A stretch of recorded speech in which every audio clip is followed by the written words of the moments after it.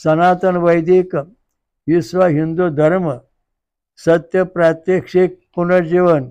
मी काशी विश्वेश्वर सरस्वती महाराज कलकी दत्तात्रय मंदिर शिरूर गोंडदी पाचवाडी येथून दिनांक 8/8/1960 पासून प्रचार करीत आहे. आपण विश्वक्रांती नवे ज्ञान आपण ऐका, सर्वात सांगत जा. दररोज संध्याकाळी 8 ते 8:15 पर्यंत किंवा जास्त वेळ असते. अवश्य लाभ घेणे. ओम वक्रतुंड महाकाय कोटी सूर्य समप्रभ निर्विघ्नं कुरु मे देव सर्वकार्येषु सर्वतः. आज आपण प्रथम सनातन विश्व हिंदू धर्म सत्य प्रात्यक्षिक आणि परमेश्वर साक्षात्कार याविषयी आपण बोलणार आहे. तर सांगायचा मुद्दा आजचा विषय असा आहे की सोमरसाने दिव्य दृष्टी प्राप्त होणे, देव पाहण्याची. हे सोमरस समजा असा गुण आहे. तेव्हा आधी तुम्हाला मी सनातन या शब्दाचा अर्थ सांगून मी प्रवचन सुरू करू. सहस्राक्षा सहस्रवासूर्त्या दशांगुलम नारायण हा तनहा. आता बघा, सहस्र शीर्षा सहस्राक्षा सहस्रपाद सवृत्या दशांगुलम. जो परमेश्वर सगळ्या जगाला व्यापून दशांगुली उरला तो या सनातन आहे. सहस्र शीर्षा नारायण हा त सहस्र त सवृत्त पाद सहस्र तपात. ते असं तन म्हणजे तन म्हणजे शरीर, ज्याने निर्गुण निराकारामधून सगुण साकार स्वरूप धारण केलं असा जो परमेश्वर आहे तो सनातन या नावाने आलेला आहे. सहस्र शीर्षा सहस्राक्षा सहस्रवृत्त्या सहस्र शीर्षा पुरुष सहस्राक्षा सहस्रपाद सवृत्त्या दशांगुलम नारायण हा म्हणजे परमेश्वर हा. एवं तन हा म्हणजे तन शरीर. निर्गुण निराकार परमेश्वराने सगुण शरीर धारण करून या जगाचा जो पिता तो परमात्मा प्रकट झाला आणि त्याच्यापासून मग हे सगळे जग निर्माण झालं. ह्या परमेश्वराचे आपण वंशज आहोत. पुढे बोलतो आता. चला. ओम त्वं ता मदाय धृष्णवे लोक क्रोलुम येमये तव प्रशस्ता महिम. तुझे कीर्ती मान हे परमेश्वरा सोमरसा, तुझी कीर्ती मान आहे. तो लोकांना सत्कार्य करण्याची प्रेरणा देणार असल्याने आम्ही तुझी पूजा करीत आहोत. तसेच प्रेरणा, परिपूर्ण उत्साह, परिपूर्ण आनंद आम्हालाही मिळो म्हणून आम्ही तुझी प्रार्थना करतो आहे. परिपूर्ण आनंद, परिपूर्ण सुख, परिपूर्ण गोष्टी मिळाल्या पाहिजेत. याच्याकरता आपल्याला परमेश्वराची भक्ती करायला पाहिजे. तेव्हा सगळे ते सांगतात ऋषीमुनी, हे देवा तुझी आम्ही भक्ती का करतो, तो सुख समाधान आनंद मिळावा, तुझी आम्हाला भेट व्हावी म्हणून ते पुढं सांगितले बघा. आस्मभ्यम बिंदो इंद्रयू मध्वा प्रपवस्व धारया पर्जन्या वृष्टिमान इव. हे सोम परमेश्वरा, तू आम्हाला इंद्राजवळ घेऊन जाणार आहेस. सोम, आता सोमवल्ली म्हणजे ऊसाचा रस. ऊस हे सोमवल्ली आहे. ऊस म्हणजे सोम म्हणजे परमेश्वर आणि त्याचा रस म्हणजे सोमरस आणि हे दोन्ही म्हणून सोमवल्ली. तर सांगायचा मुद्दा असा आहे की ऊस लावल्यानंतर पहिलं प्यारं फुटलं तर त्या प्याऱ्यामध्ये हिरवट रंग असतो. दुसऱ्या पेऱ्यात हिरवा, तिसऱ्या पेऱ्यात, चौथ्यात, पाचव्या, सहाव्यात, 7व्या पेऱ्यापर्यंत हिरवट रंग असतो आणि मग तो पक्का व्हायला लागतो. तर ऊसाचं शास्त्र असं आहे, पहिला प्यारं म्हणजे जगती गायत्री छंद वृषभ षडजा स्वर हा. दुसरं प्यारं म्हणजे उष्णिक छंद वृषभ स्वर हा. तिसरं प्यारं म्हणजे अनुष्ठुप छंद गांधर स्वर हा. चौथं प्यारं म्हणजे बृहती छंद मांधंत स्वर हा. 5वं प्यारं म्हणजे पंचम स्वर हा. 6वी कांडी म्हणजे 6वी कांडी जगत 6वी कांडी त्रिष्ठुप छंद स्वर हा. 7वी कांडी म्हणजे जगती छंद निषा स्वर हा. तर जगती निशास्वर जो आहे तो या सगळ्यामध्ये परिपूर्ण होतो आणि मग त्या ऊसाला परिपूर्णतेने सोमरस तयार होतो. सोमरस तयार होण्याकरता साई बटणं आपली हृदयाची ECGची कार्डियमची साई बटणं पॉझिटिव्ह 6 ते 10 एम हवे लागतात आणि ती 6 ते 10 एम होते तेव्हा आपला पुढचा प्रश्न सुरू होतो. कसा? हे सोमा, हे परमेश्वरा, तू आम्हाला इंद्राजवळ घेऊन जाणार आहेस. इंद्र म्हणजे परमेश्वर. हे सोमरसा, तू आम्हाला परमेश्वराजवळ म्हणजे इंद्राजवळ म्हणजे परमेश्वराजवळ घेऊन जाणार आहेस. आता आपण सोमरस पेलो. पेल्यानंतर तो सोमरस पेला, आपण संतृप्त झालो. संतृप्त जसं वातावरण होतं तसं आपल्या शरीरामध्ये सोमरस म्हणजे फळांचा रस यांचा संपुष्टाचा रस याचा संतृप्त अवस्था प्राप्त झाल्यानंतर आपली संतृप्त अवस्था प्राप्त झाल्यानंतर आपल्या शरीरात एक ऊर्जा म्हणजे सूर्यासारखा सोमरस हा सूर्यासारखा प्रकाशमान आहे असे जे शास्त्रात सांगितलं, आपण काल ऐकलं. तर सांगायचा मुद्दा असा आहे की सोमरस म्हणजे उसाचा रस आपण भांड्यात ठेवला तर वरून तळापर्यंत दिसतो आणि बराच वेळ ठेवला तर काकसारखा होतो. याचं कारण तो जड होतो आणि ह्या सूर्य हा जो उसाचा रस सोमरस आहे, फळांचा रस, उसाचा रस, याच्यामध्ये थोडक्यात सांगायचं म्हणजे सूर्यासारखा प्रकाश आहे. याचा सूर्यासारखा प्रकाश आपल्या शरीरात प्रगट होतो. म्हणजे प्रकाशाचा वेग प्रति सेकंद 3 लाख किलोमीटर आहे. म्हणजे आपल्या शरीरात जर उसाचा सोमरस जर समजा 1 तासभर साठला किंवा 2 तास साठला, 1 तास साठला उदाहरणार्थ, तर 60 मिनिटे गुणले 60 सेकंद गुणले 3 लाख किलोमीटर वेग असं गणित करायचं. याचं उत्तर जे येईन त्या अंतरापर्यंत आपल्याला दृष्टी पोचते. म्हणजे ज्याप्रमाणे आपण बॅटरी लावतो, फोकस पडतो, त्याप्रमाणे आपल्या शरीरातून ब्रह्मरंध्रामधून आपल्या डोळ्यापासून ह्या सोमरसाच्यातून जे प्रकाश बाहेर पडतो तो अनंत कोटी जाऊ शकतो. तुम्ही समजा वर्ष 7 दिवस 10 दिवस उपवास केला तर 10 दिवसाचे 10 दिवस गुणले 24 गुणले त्याची मिनटं 60 गुणले सेकंद 60 गुणले 10 लाख 3 लाख किलोमीटर वेग. म्हणजे एवढ्या इतका आहे 7-10 दिवसामध्ये आपल्या शरीरातून जो प्रकाश निघाला, प्रकाश जो तो आकाशामध्ये सूर्य, चंद्र, तारांगणा त्या लांब पुढे गेलेला आहे. म्हणजे 10 दिवसानंतर आपण भुवा स्वा महाजना तपान सत्यम, गणेशलोक, ब्रह्मलोक, विष्णुलोक, शिवलोक, नंतर इंद्रलोक, दत्तलोक, नंतर दत्तलोक झाल्यानंतर विश्वरूप विराट लोक इथपर्यंत जाऊन पोचतो. म्हणजे आपल्याला ज्याप्रमाणे आपण बॅटरी लावली की झाडं दिसतात अंधारामध्ये स्पष्ट, त्याप्रमाणे आपल्याला आपला सोमरस शहरात पूर्ण होत्यानंतर परमेश्वर कुठे आहे, कोण कुठे आहे, जगात काय चाललं आहे, आकाशात निर्णय ग्रह कुठे आहे, तारा कुठे आहे, किती अनंत कोटी ब्रह्मांड आहे. जसा जसा तुम्ही उपास करता तसे तसे तुम्हाला दिव्य दृष्टी प्राप्त होईल. समजा तुम्ही सोमरस प्याला आणि तुम्हाला 5 मिनटं झाली, 5 मिनटं गुणले 60 सेकंद गुणले 3 लाख किलोमीटर म्हणजे आपला प्रकाश लहरीतपर्यंत पोहोचल्या आणि तो तिथपर्यंत ज्यापर्यंत पोहोचल्या गणिताच्या तत्वाप्रमाणे तेवढ्या टप्प्यात जे काही येईल ब्रह्मांड म्हणा, सूर्यचंद्र तारांगण म्हणा किंवा एखाद्या देवाचं जसं ते गणेशलोक म्हणा, तर तो आपला दिसू लागतो. तिथं काय चाललं आहे, त्याचं संभाषण कसं चाललं आहे, मग आपण त्यांचं संभाषण आपण देवाबरोबर बोलू शकतो. आपल्या मग त्यामुळे दिव्य दृष्टी प्राप्त होते. जे न देखे रवी तो देखे कवी. तर सांगायचा मुद्दा असा आहे की आपलं जे सोमरस पितो, उसाचा रस, फळाचं, नारळाचं पाणी आपण पितो, त्याच्यामुळं आपल्या शरीरामध्ये एक दिव्य दृष्टी प्राप्त होते. हे कुठं तयार होते? आपल्या ह्याच्यामध्ये तिसरा डोळा आहे आणि तिसरा डोळा जो आहे त्या ठिकाणी तिसऱ्या डोळ्या ठिकाणी सोमरस येतो आणि हा सोमरस आला का तिसरा डोळा उघडतो. तिसरा डोळा उघडा की आपल्या जगात संपूर्ण कुठं काय कळणार, त्रिकाळ ज्ञान होणार. दिव्य दृष्टी प्राप्त होते. खरा देव का खोटा देव आपल्याला अनुभव यावा लागतो.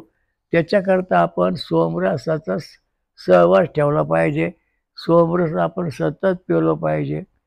फळांचा रस, नारळाचं पाणी, उसाचा रस.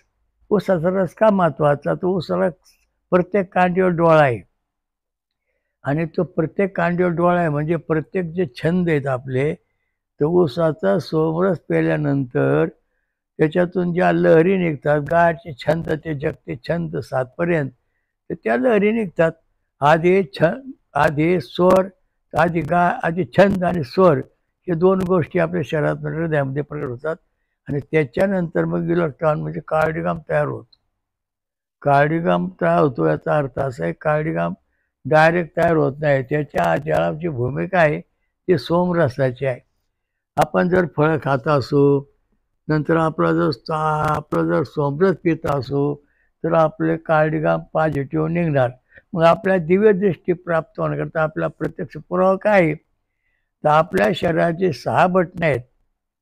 म्हणजे गायत्री छंद, उष्णिक छंद, अनुष्टुप छंद, बृहती छंद, पंक्ती छंद, त्रिष्टुप छंद, जगती छंद हे 7 बटणं आहेत. ही 7ही बटणं जेव्हा आपली परिपूर्ण पॉझिटिव्ह, 6ही बटणं जेव्हा आपली पॉझिटिव्ह होतील 6 ते 10 mm, त्यावेळेस आपल्या शरीरामध्ये सोमरसाचा साठा भरपूर आहे हे सिद्ध झालं. आणि मग त्या सोमरसाचा साठा भरपूर असल्यामुळं आपण ओम सहस शीर्षा सहस्राक्षरपात सहृदय दशांगुलम हा देवानंद कोटी शरीरामध्ये हा परमात्मा जो पुरुष म्हणजे परमात्मा पूर्ण उरणारा या सगळ्या जगाला व्यापून राहिलेला आहे. आणि 10 अंगुली उरला म्हणजे हा कल्की दत्त महाराज 10 अंगुली उरलेला आहे. आणि तो त्याने बारीक छोटं स्वरूप धारण केले. ज्याप्रमाणे वडाचा वृक्ष आहे खूप मोठा विशाल आणि एक वडाच्या बियामध्ये येऊन बसतो, पुन्हा बेड लावलं तर तसा तयार होतो. तशा प्रकारचा हा जो सोमरस आहे हा आपल्याला सगळ्या जगाचं ज्ञान करून पुन्हा शांत होणार, पुन्हा दिव्य दृष्टी होऊन सगळं दाखवणार.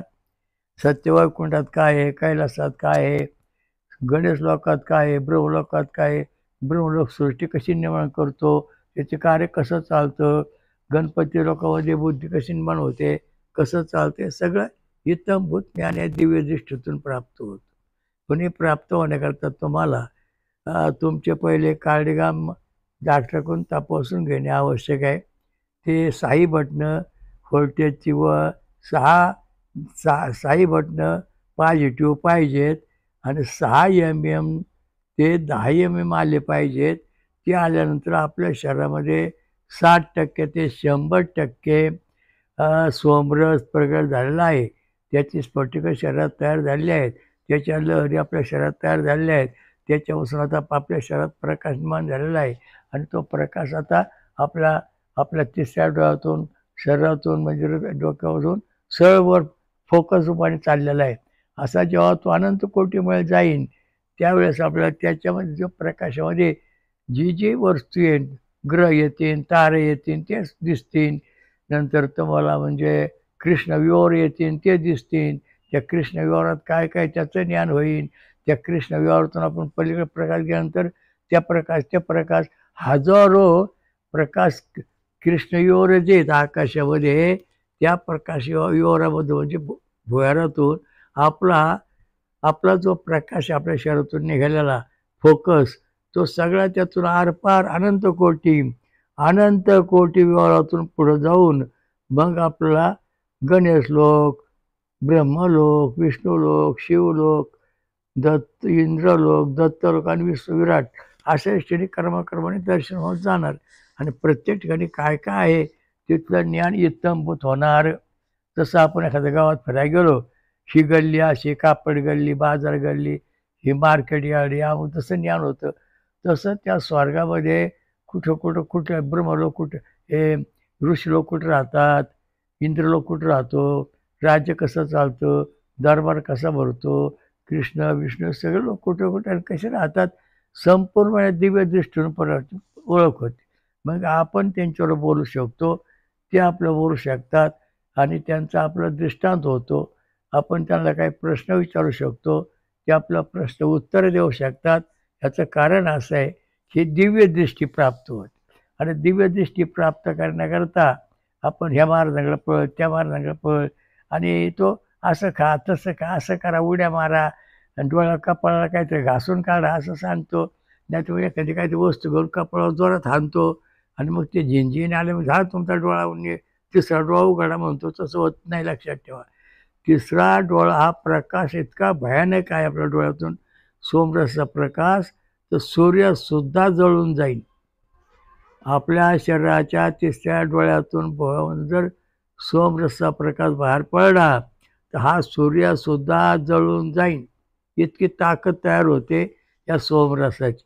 त्यामुळं हे तुम्हाला जे दिसतात ना, भूतं खेतं जादूटोणे, सगळे 2 मिनिटात नष्ट होतात. 2 सेकंदात संपन्न तुम्हाला टिकणार पण नाहीत.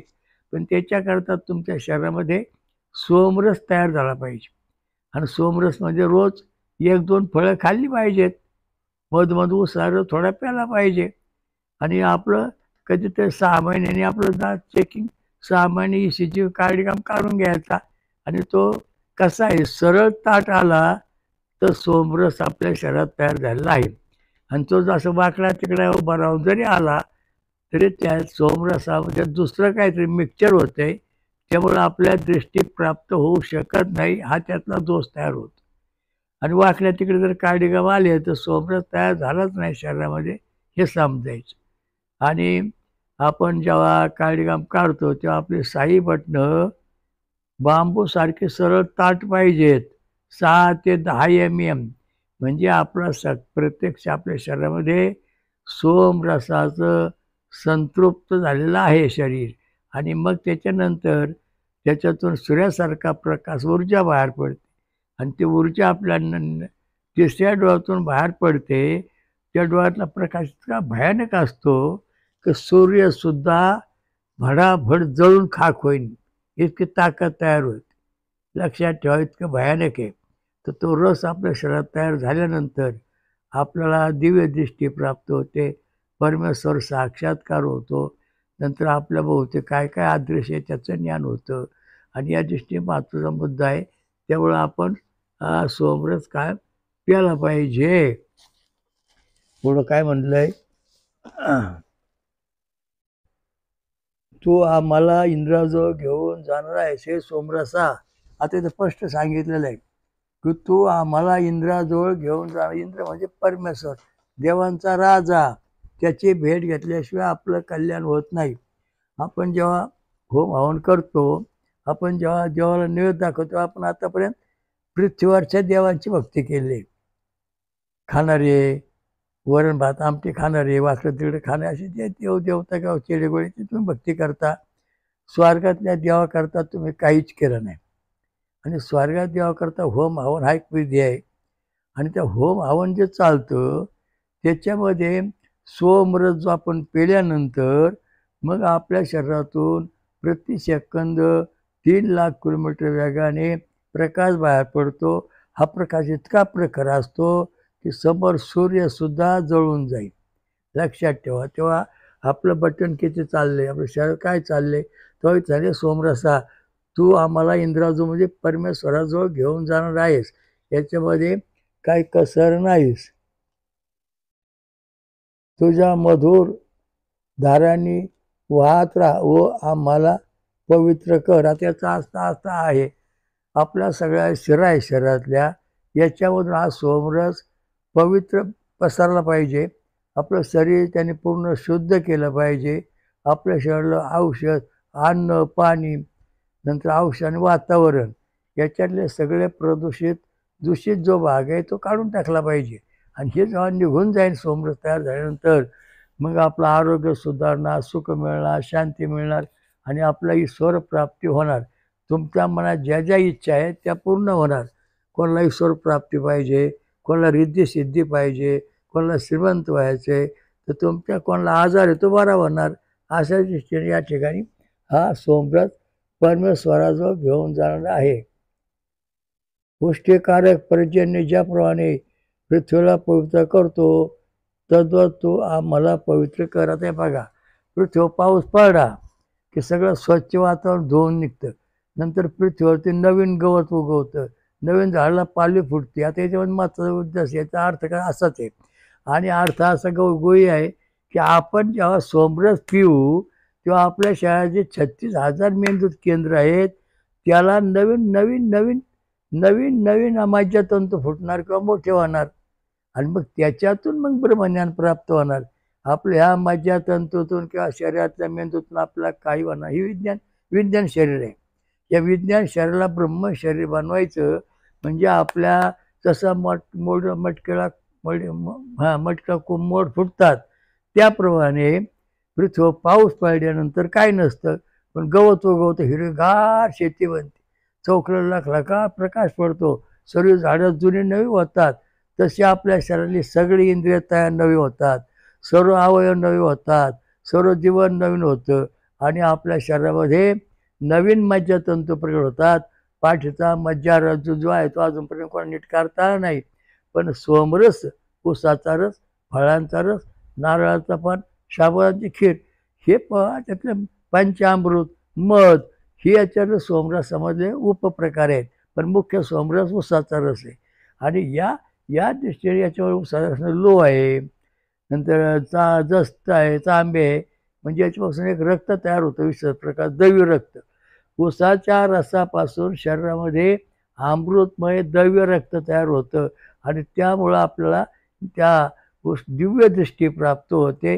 आपण जगात स्वर्गात कुठे जाऊ शकतो, येऊ शकतो, बरं काय प्रवेश करू शकतो. अशा प्रकारच्या सोमरसाचं तत्व आहे. ओम ओम श्री रामलिंग महाराज की जय. घोर नदी गंगा मैया की जय. श्री अमृत मंथनेश्वर कलकत्ता महाराज की जय. महापंच सागरेश्वरी माता की जय. सर्व देवदेवन के जय. साधु संतन की जय. हरिओम दत्त. ओम